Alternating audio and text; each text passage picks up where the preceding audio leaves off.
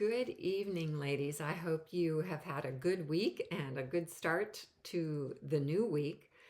I was particularly struck in our readings last week by Psalms 111 and 112, which, if you've got the book, they're actually printed together in the book. And by seeing them together on the page like that, some really interesting insights stood out to me. Um, and I think part of what I was seeing this week is because I've been thinking a lot this summer about um, God's purposes in our lives, which we call sanctification, holiness, and the ways that that is expressed of conforming us more and more to the image of Christ, of filling us up to all the fullness of God, of developing in us the mind of Christ. And those New Testament phrases have been very present in my thinking and in my engagement with Scripture. So when I saw these two Psalms side by side like this, something really stood out to me. I don't know if you can see here, I tend to use colors a lot to mark up Scripture. It helps me to see patterns. And so the first thing that I did as I was working through Psalm 111 was I used a light blue color to highlight God's actions. Since the title for last week was God's Saving Actions, I wanted to pay attention to the actions in this psalm. And so we see things like God causes his wonders to be remembered. He provides food for those who fear him. He remembers his covenant forever. He shows his people the power of his works. He gives them the lands of other nations. He provides redemption for his people. He ordains his covenant forever. And so there are these great covenant actions and these great abundant saving actions that God does. And then I noticed, and I used orange for this, just how many different ways God's character and his being are described in Psalm 111. And so I underlined words like great, glorious, majestic, righteous, gracious, compassionate, faithful, just, trustworthy, faithfulness, uprightness. And that is a picture of a God in whom we can put our full trust.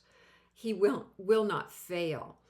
And he has proven himself through his actions to be faithful to his character. So Psalm 111 by itself was rich in things to meditate on. But then I got to Psalm 112 and I noticed two things: that there aren't very many actions of God's people that are described here. Notice that Psalm 111 is a description of God. Psalm 112 is a description of God's people. And most of what is said about God's people in this Psalm 112 is the consequence of, or the result of, being in relationship with God who does these things that we saw in Psalm 111. But there were 3 or 4 specific actions that the people of God do, not things that are done to them, but that they do because of being in relationship with God.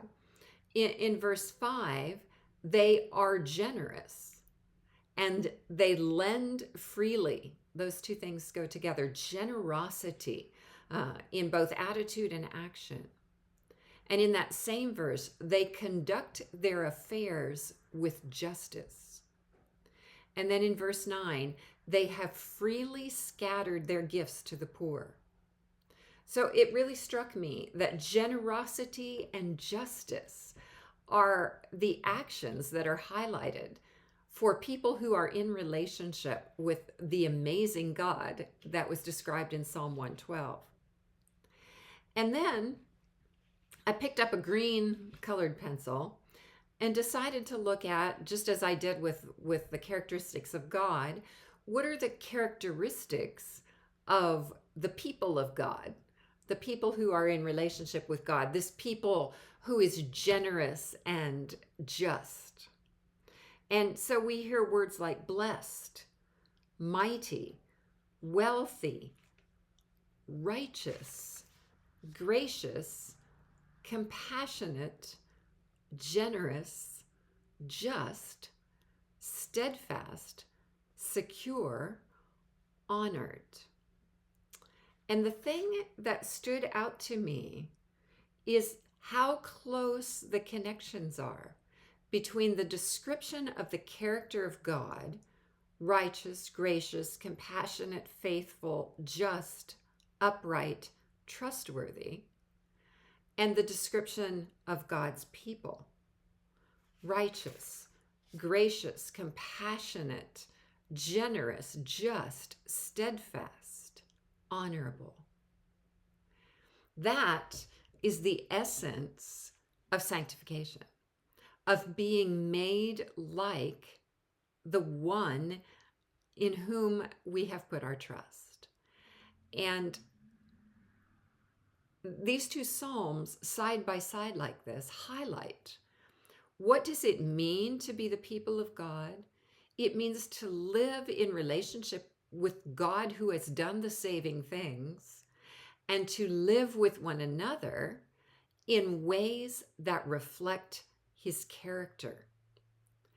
And this week in the Lectio app, I have been pondering Jesus' high priestly prayer in John 17. And everything he prays for the church has a missional purpose. We are to be one with each other. We are to live together in a way that reflects God's character, so that the nations will know, so that the nations will see, so that the nations will believe.